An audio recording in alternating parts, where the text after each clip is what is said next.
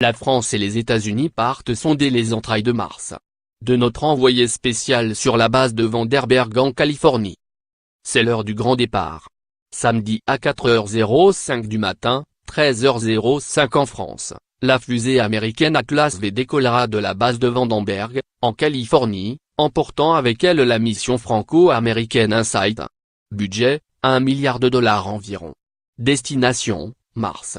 Le décollage est à suivre en direct avec la NASA en cliquant sur le lien suivant.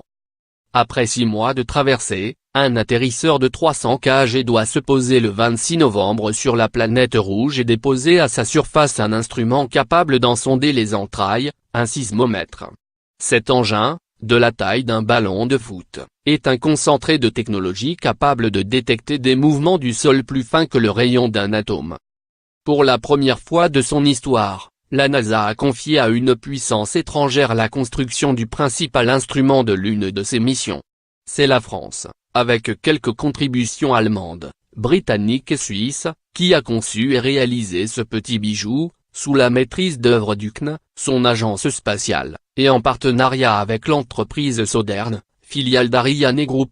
Mais c'est un chercheur de l'Institut de physique du Globe de Paris, Philippe Lognonnet, également professeur à l'Université Paris Diderot et à l'Institut universitaire de France, qui en est le véritable papa.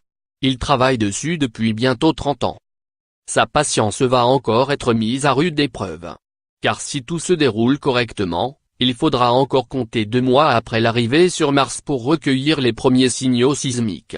Le déploiement du sismomètre sur le sol martien, à l'aide d'un bras robotisé, est très délicat. Il ne devrait pas y avoir de mesures utiles avant début 2019 donc. Mais cela vaut le coup d'attendre, jamais personne n'a encore observé un tremblement de terre martien.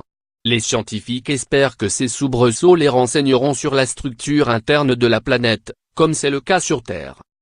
Si l'on sait aujourd'hui avec certitude que Mars a abrité de l'eau liquide il y a 4 milliards d'années, on comprend moins bien pourquoi elle semble morte sur le plan géologique 1 milliard d'années plus tard.